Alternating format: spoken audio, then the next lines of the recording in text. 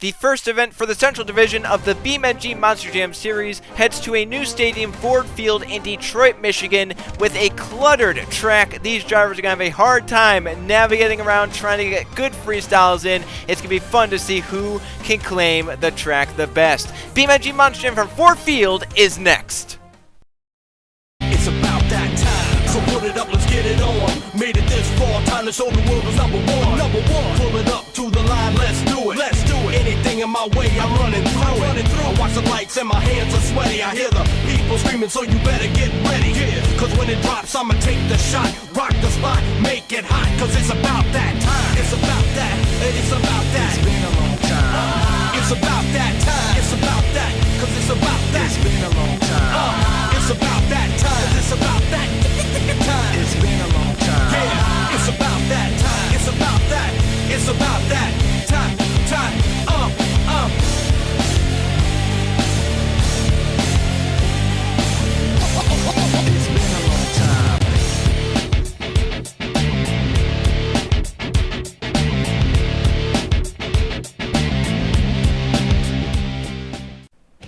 For the first time in the BeamNG Monster Jam Series, we head to Ford Field in Detroit, Michigan for the first event of the Central Division in Season 2. I'm Joe Rakowski, alongside me once again, Trey Bardo in the booth. And Trey, just looking down at this track, the first time we're at this venue, but looking down at this track, it looks cramped, it looks compact, it looks big. Do you think that's going to be a problem for some drivers who want to go big in this event?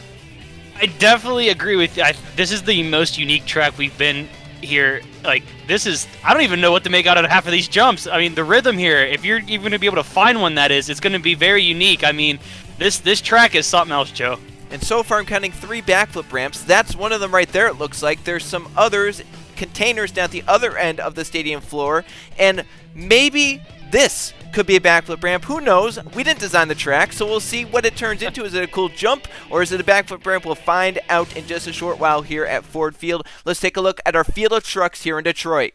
To kick us off, we'll be racing Cain and William Seaman, Octanator with Connor Anapole, and in code red, it's Pringle Man.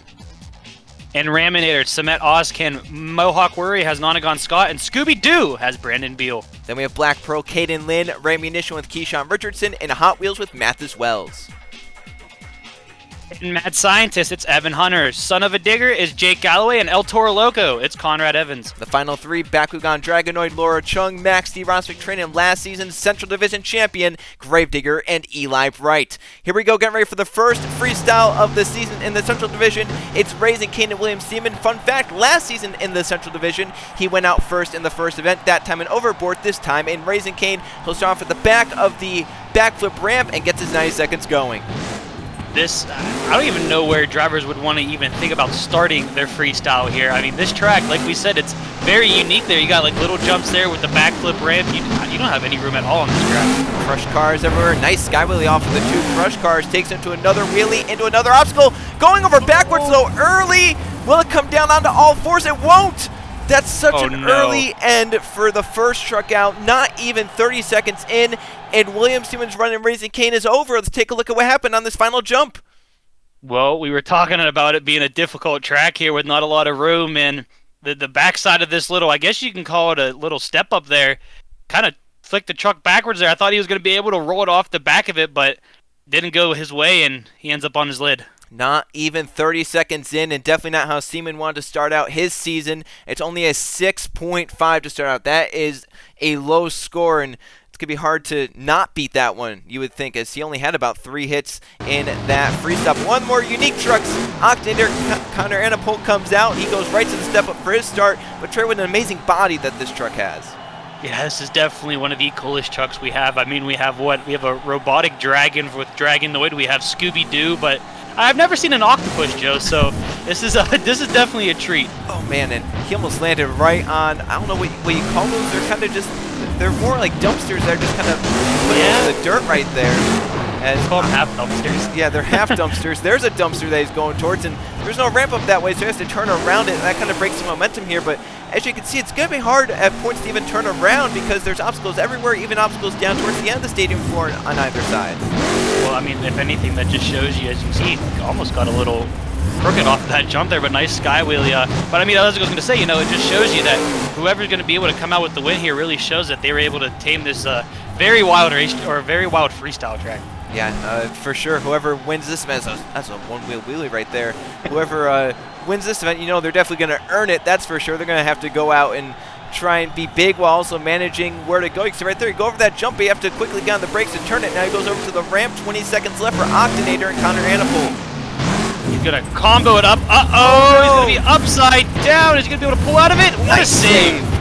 Nice save right there. 10 seconds left to go. Even crazier for Octanator. We'll see what he can do. Can he get one final hit in, Trey? He's going to go for a little bicycle move there, up on 2 wheels and put it back down. And he's going to be able to he's going to be able to settle the truck down. But nice little bicycle there. You don't see those too often from these drivers. I think that was basically his last hope. He was like, this is really the only thing I can do is kind of just clip this ramp and get into some sort of bicycle and try and save it. And that's what he did. And that was maybe the longest save ever for the Octanator truck right there. So we'll take a look at a replay. And right here, this combination move that turned into a great save for the Octanator truck. It was a almost 2 seasons in a row there, Joe, where we had a 360 sky wheelie take place here. But as you said, in a very, very nice save there. And it's a 16.5, so that will take over the freestyle lead by 10 points early on in Detroit. But next out, the Mountain Dew Code Red truck with Pringle Man behind the wheel. We'll see what he can do in his first appearance in the BeamNG Monster Jam Series. He'll start out right there over that dirt ramp to start his 90 seconds out. Definitely taking it nice and oh, maybe not. I was going to say taking it nice and easy over the little tabletop there, but got a little squirrely, but he's going to follow it up with a nice little slap wheel there as well as comboing it up into that little tabletop as well. So nice wild way to start out his run. You can see right there, it's just kind of hard to turn around. He got down there, he didn't know where to go. Now he's going to go to the van stack, get some nice air off of that one, but he has to make sure he avoids the big dumpster obstacle. And then right here, oh, he's getting caught up a little onto the nose. Nice save there, 30 seconds in.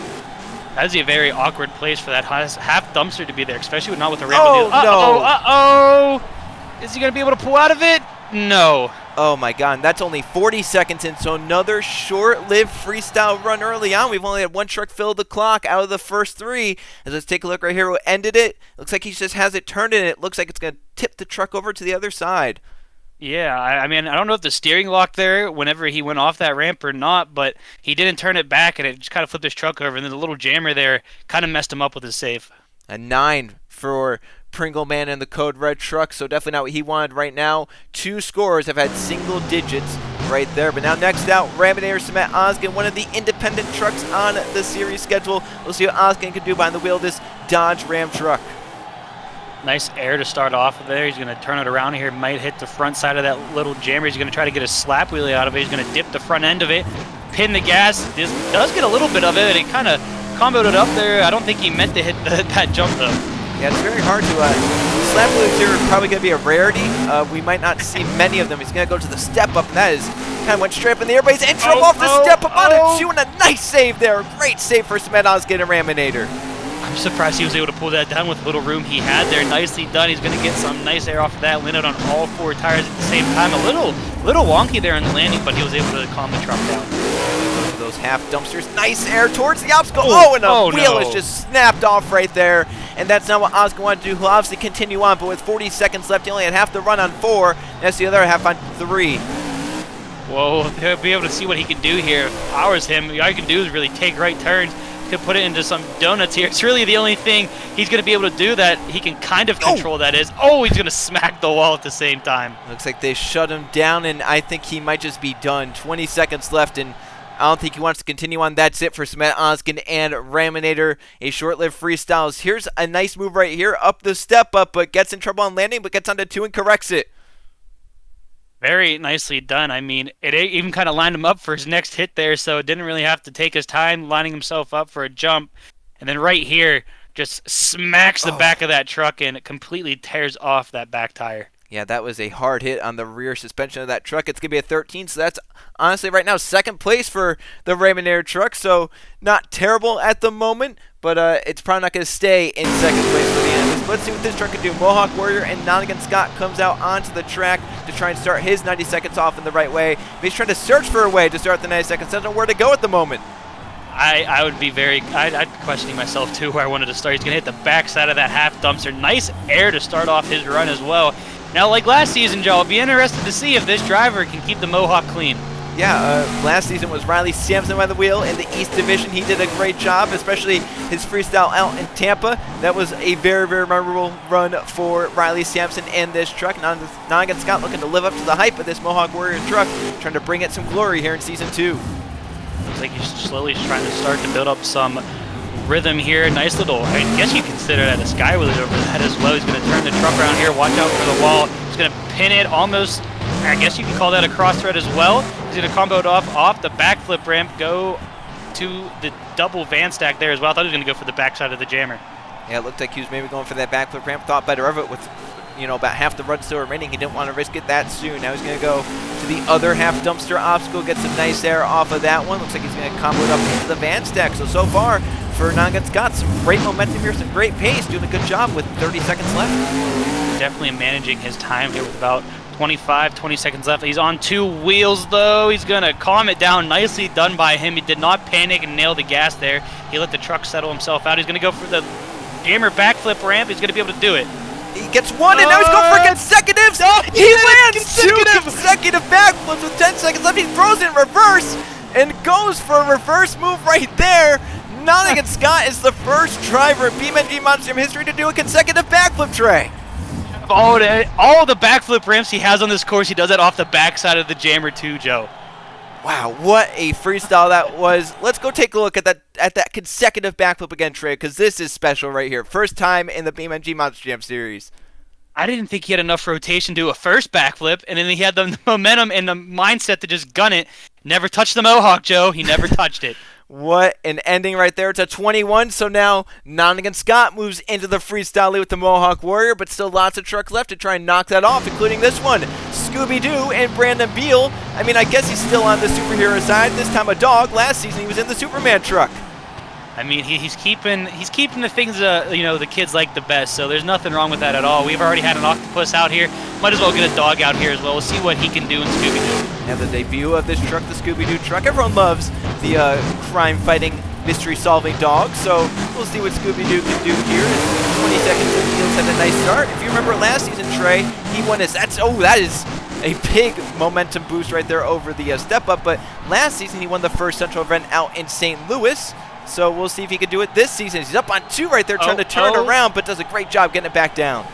Very nicely done there again, just letting the truck settle itself out. Oh, massive skywheelie off the backside of that half dumpster. Is he going to be able to do? Wow. What a save. The dog's shedding some skin, Trey, as part of the quarter panel is going off. Oh, into the, my goodness. The wheels hard onto the back tires, pulls it in reverse. What a save, Trey. I thought he was going over backwards, but he was able to put it in reverse. Very nicely done here. He's going to put it onto that little tabletop there with 25 seconds remaining. What else is Scooby Doo going to be able to pull off in this run? Over the double van stack on 2 wheels. Another great save for Brandon Beal. 15 seconds left. Oh, he goes up the dumpster hard and lands down hard on the side and on the roof. Then with about 10 seconds left, he had a lot in that freestyle run, but wasn't enough to beat Mohawk Warrior and Noggin Scott. I'm not quite sure. I mean, he had 8 seconds left remaining on the clock, which isn't too much time, but in the judge's eye, you never know. Look at this skywheelie here into a save. Ooh. That's hard on that back frame. And how did nothing break, the front or the rear? The only thing that broke was the body. That truck was put together great. And then right here, let's go take a look at the final move that Brandon Beal has. Same obstacle, and this one twists and airs. He had the rear steer going, and right there it lands down hard and ends up on its lid. Something may have broken right there on the truck, as we'll take a look at the Scooby Doo score. That's a 16.5, so honestly shocked it wasn't a little bit higher, but that ties him right now for second with the Octanator truck, so that'll be right now tied for second for Scooby Doo. Next up, we know a lot about this truck. Caden Lin, the driver this season, though Black Pearl last season driven by Laura Chung, had a lot of success. We'll see if Caden Lin can try and live up to the hype of this truck. Yeah, he might have some big shoes to fill here, but I think he's going to be able to do it. We'll see what he can do in Black Pearl. Like you said, some nice here to start his run. Oh my goodness, he got caught up on that car there, but it doesn't look like any of the tires popped, so maybe just a little, kink in the road here, but we'll have to see if he can recover from it.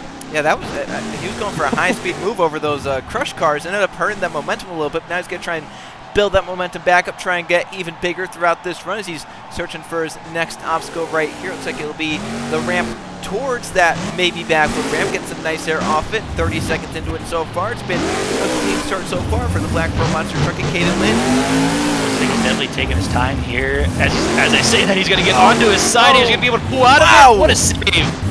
One wheel grip right there, and the Black Pearl truck is back on it. Now 45 seconds left, half the run done, and we'll see what Cain can do to try and end it out even bigger than how he started. So far, it's been decent, but I think he is lacking just a little bit of pace at the moment, maybe just a little bit of rhythm, as it looks like he's kind of all over the place and can't really find a way to keep that rhythm up. That's the thing about this track, though, Joe. I mean, there's so much random obstacles and so much clutter out there. It's really kind of hard to build up, any momentum at all. So whatever you can get, you're going to take it. Nice little slap wheel there. He's going to get on 2 wheels, though. I'm going to consider that a bicycle move because it looked like he was trying to keep it up there. He goes over the crushed cars. Nice sky wheelie there as he lands down next to the step up, and just under 10 seconds on the 2 goes off the jammer upside down and back on all fours. What a save. Look at the door flying in the air. He's just going to end it right there as the door goes back across the truck. And that will be it for the Black Pearl truck. I think it was a good run. The problem is, I just think the rhythm is what's going to lack in the judges' eyes. Yeah, I definitely don't know if it's a first place run, but if anything, it's definitely a solid second place run. Look at this nice little save there. Very nicely done. He was able to keep it going, didn't have to back up from that one. But as you said, I don't know if it's going to be able to take over first place or not. And what a way to end it right here up over the back side of that backflip ramp, but it comes back onto all fours for Cain Lynn and Black Pearl. So let's see what the scores are from the judges. It's a 15.5, so that actually puts him right now 4th place, 1 point shy of the tie for second. So for Cain Lynn right now, he's down in 4th, but the next truck out, we saw his teammate out earlier, Raminator, this time with Keyshawn Richardson. We'll be able to see what Keyshawn's going to be doing. Hopefully he doesn't follow his teammate there and lose a tire, but you never know what's going to happen on this track. Yeah, for sure. I mean, this is just one big wild card all over the place. You go off an obstacle and you might not know where you're going to land until you do land, and it could hurt when you land for sure. So we'll see if Keyshawn can try and he's up on 2, up on 1, and my gosh, that was a great save there. But now he's on the ramp. Martindale just powered up the ramp. What a move right there. That's definitely a power move there. Put it straight into a sky wheelie. Followed it up with another sky wheelie there. I mean, those Rams have a lot of power behind them. Well, I got a little stuck up on that van there, but he's able to get it off. So he's able to power it up a ramp, but can't get over the van. So he gets some nice air right there. Lands it down hard on one side and has to put it back down before he can turn right there. I mean, definitely doing Dodge proud there with their Ram. Nice air off the van stack there. Up in the air. Uh-oh. Nice. What a save.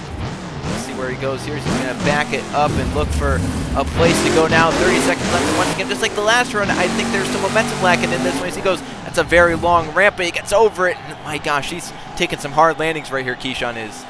That could have been a very sketchy situation there if he hit the side of that tabletop, but he did. He's going to go up on 2 wheels again, but he's going to be able to settle it back down with about 10 seconds remaining. I think Keyshawn really needs a wow factor in his run. He's going for a backflip, not enough rotation, hard on the roof. It comes back on all fours, but a hard hit for Keyshawn Richardson, and I think that's going to be it for the Raminator truck. Once again, like the last run, I think momentum was definitely lacking in this one. However, he did have this last wow moment as it was a hard hit on the roof. He did not get the rotation he was looking for at all, right onto the roof. Look at this. It was a hard hit there, but I mean, I think the judges might count it as a save, if anything, because he did put it back down on all 4 Firestone tires. It'll be a 17 for the Raminator truck, so that's right now 2nd place, but still 4 points shy of Nonigan Scott in the Mohawk Warrior. But now this man, Mathis Wells, out into the track in the new Hot Wheels truck. Last season drove the yellow El Toro Loco out in the West Division. Now he's in the Central Division with the Team Hot Wheels Firestorm truck. This is one of the coolest looking trucks, in my opinion, Joe. I mean, the colors with it and everything, especially with the teeth in the front there, but not the way he wanted to start off his run. Already in reverse, but he's going to use it to his advantage, and what air he got. Oh my goodness, he got a little bit of a reverse slap wheelie out of that as well. Yeah, I'm sure he'll take what he can get, even though that's a truck with the engine in the rear. He was still able to put the rear of the truck up in the air. So that's got to count for something. He's on 2 wheels, and what a fast speed save right there for Mathis Wells. I'm impressed he kept it out of that container right there. That would have been roof first into that thing. So nicely done by him. Close call. Nice little skyway there as well. I mean, he's only, what, 10, 20 seconds into this run, and he's already got a couple wow factors under him. Now, he tried to get over the van stack. Couldn't right there. He's going to try and cross through this tabletop, but he's stuck on this too. That's not going to be good. The judges are not going to like that at all. He got caught up there. He has to reverse it, and Can't really do anything this time with reversing, but he's going to go straight into the backflip. Yeah, might as well try and make up for it, and he will complete the backflip right there. So I believe, Trey, that that's the first actual completed backflip because he's going to go in reverse right there, another reverse move, but the last completed backflip was like 2 consecutive ones. I think that's the first, straight up backflip is what we'll call it there. A little 2-wheel action there from Hot Wheels, but yes, you are right about that. Still on 2 wheels there. I'm not sure if something's wrong with the suspension or not. That was kind of a wonky move there, but he's going to go for the backside of the jammer and pull it around, and that's 2 backflips here. Almost a consecutive, but didn't have the air. Gets it down, and 1 second left to reverse it into the vans, and that will be it. So Mathis Wells had a good start to the run, but that middle part definitely not going to be good for the judges right here as he's going to show off for the fans up onto 2 wheels and puts it back down, parks it right in front of that section. That section definitely acknowledging Mathis Wells in the Hot Wheels truck. The question is, where's that going to put him? I don't think it's going to be lead worthy, and I don't even know if it's going to be top 3 worthy because of some of the momentum breaks.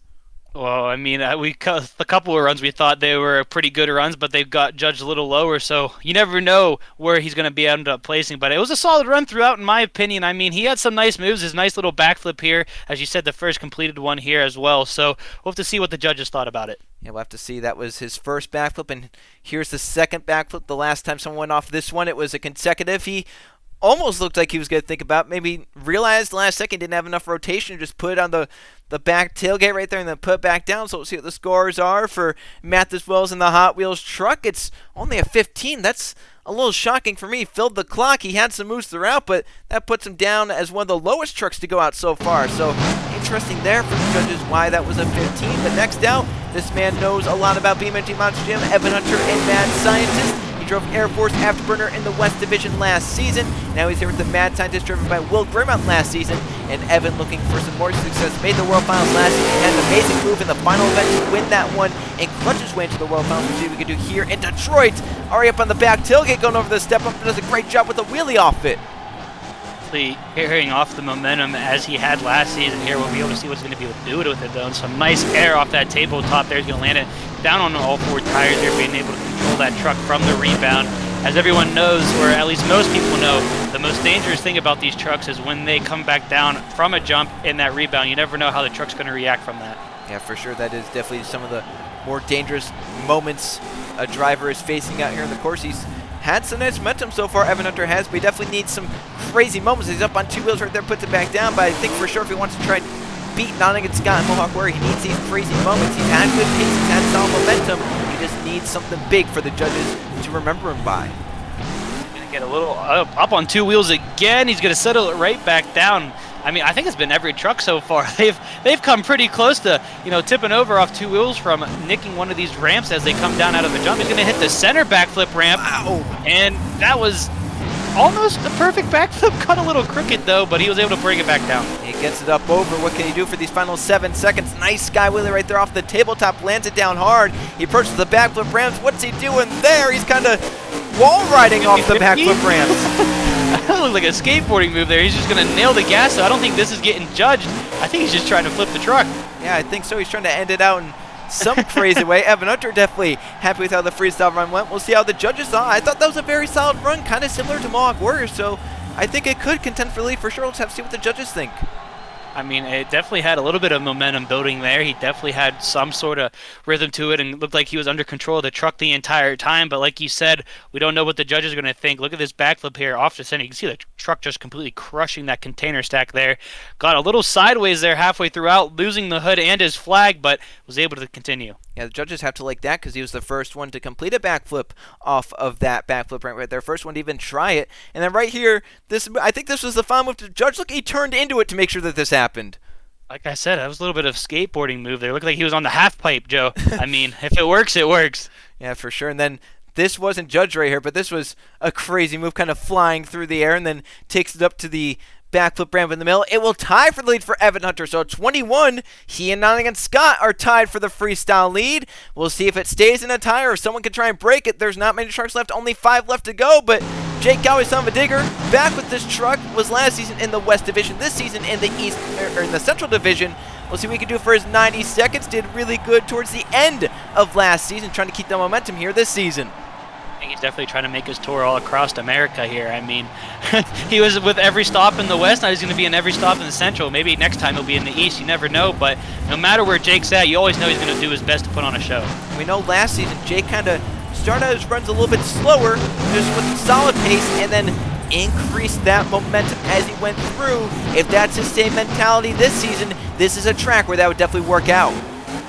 That's a track where you definitely want to do it, just because you don't know what you're going to end up hitting once you get down from, going up in the air. So we'll have to see if it works out for his favor here. So far, he's had some decent hits. Definitely starting slow. Oh, what a sky wheelie. Is it going to work, though? On its side, the ramp is holding it up for now. 40 seconds left sideways. What a save! I can't believe he saved that with how long he was on the side for.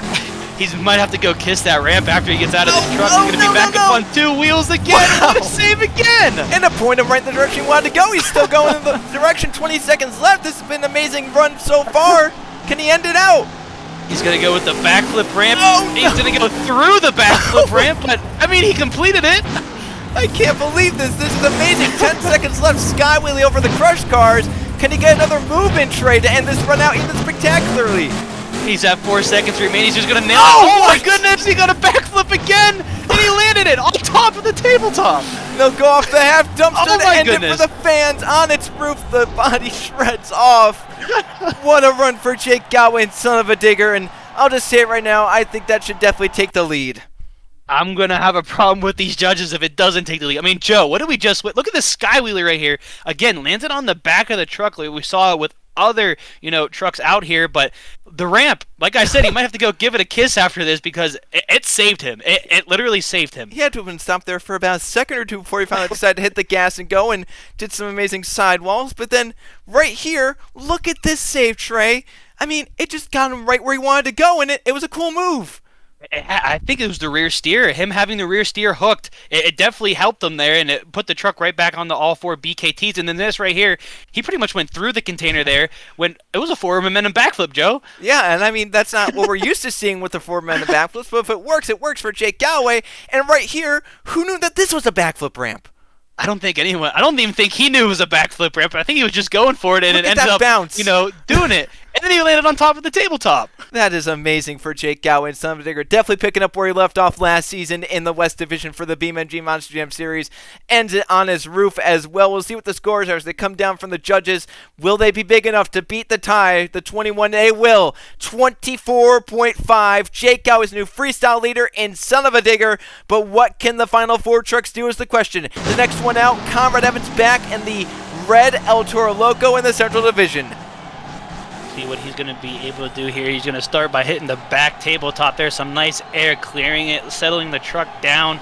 Solid way to start off his run here, but considering he's following out Jake Galloway after his run, you got to think that, Comrade Evans, he has a lot to fill.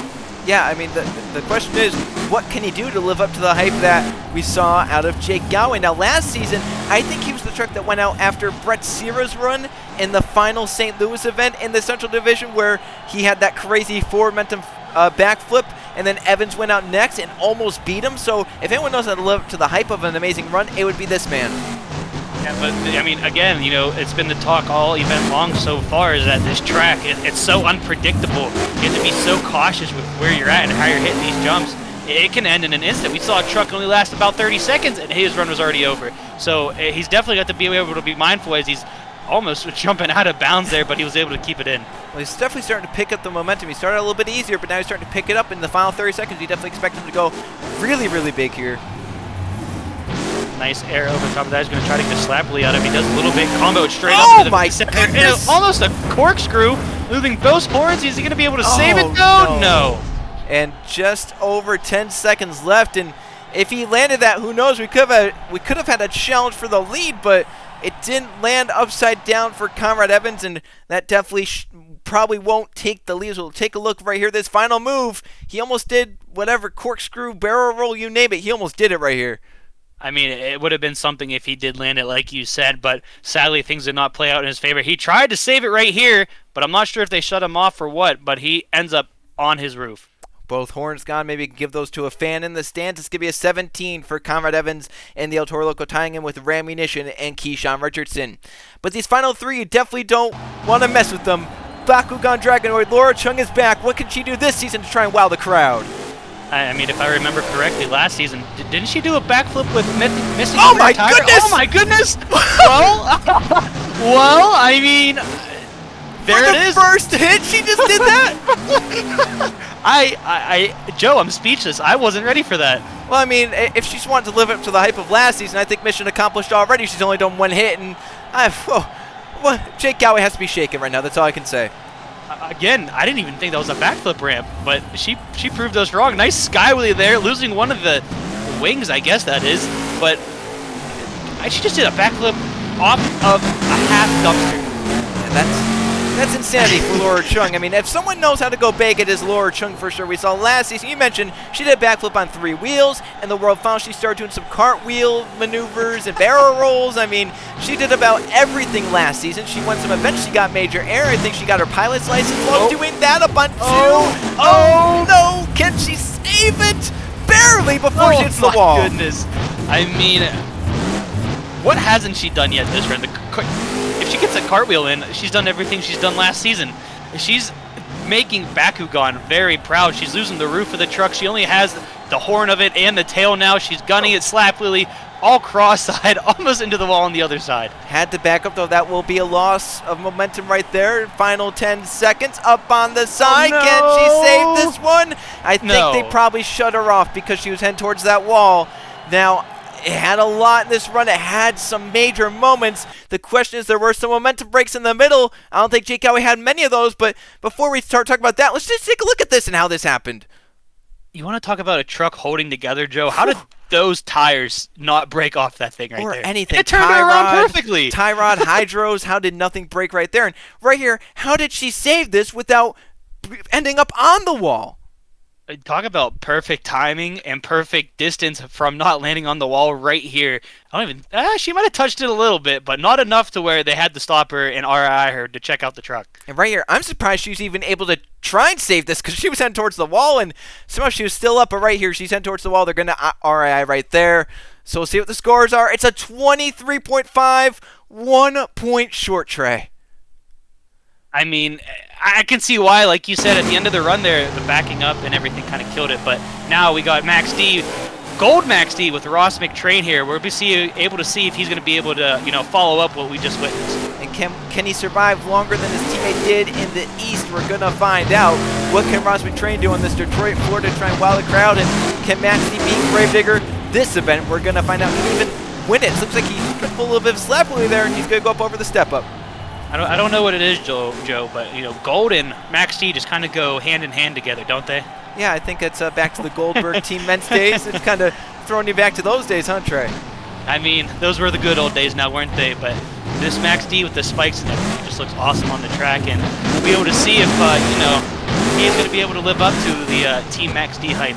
Yeah, for sure. I mean, Team Men's loves to go big, but they also love to try and fill out the clock to make sure that they can win this event. They don't want to end it early, so Ross McTrain, I think, taking it a little bit easier, but now with the final half of the run left to go, he's going to start picking up for sure, and I think he's going to start going bigger in this Gold Maxi, try and dethrone Jake Galway in the Son of a Digger. So far, you see again, like a little bit of a half-pipe maneuver. We saw that before. Some nice air off the center jump there. He's going to have to get it slowed down really quickly, though, so he doesn't end up going into that tabletop there, or worse, into the wall, to be able to turn around, hit that half dumpster there. Some nice air off of that. Just gunning again to a slap off the fan stack, upside down. Goodness! What a save for Ross McTrain. 9 seconds left. They shut him down. Trey, do you think they'll let him refire to end out these 9 seconds?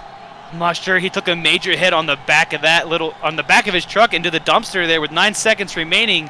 I mean, if I was him, I definitely want to get going again, but he's going to have very minimal time to get going. The truck's fired up. They shut him down again.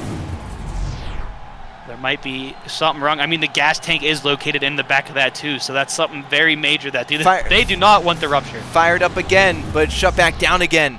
He's really trying hard. I think he's getting a little frustrated in there, but he's trying. He's fired it up once again, and it's shut back down once again. And that will be it for Ross McTrain. He must have damaged something with the motor, it just not starting up. So definitely not the way he wanted to end his run. I mean, look at this though. Wow, what a lucky bounce. That was insanity. The air he got off of that bounce too was just insane. And we'll see what the scores are. Obviously not filling the clock at 21, so you think about what that could have been. If he could have gotten 1 or 2 more moves out, what that could have been. But this man, he knows how to go big. Remember the air he had Trey at the World Finals for his first hit? Eli Bright, Gravedigger, he's definitely one to go big. He's not one to just ride around. He'll go big from the first hit out. I think everyone remembers the air, Joe. I think he might have been challenging NASA there with the amount of air he got. So we're going to be able to see if he's going to do something like that again or not. Hit his first hit, some nice air off the backside of that tabletop. He's going to land it pretty perfectly on the other side of it as well. Yeah, for sure. Hard landing right there. Doors off, but luckily nothing broke on that Gravedigger truck. He continue on, but that would have been a short-lived run right there for Eli Bright if that were to break something or flip him over. Yeah, it was very strange for just a door to fall off, but I mean, it's better than, ending his run. So he's going to turn it around here, go for the van stack, some nice air off of that. He's going to land on the side of the truck, flip it over to the other, but calmed it down pretty quickly there. Nice job. Uh-oh. Oh, no. Hang on. It's back on all fours.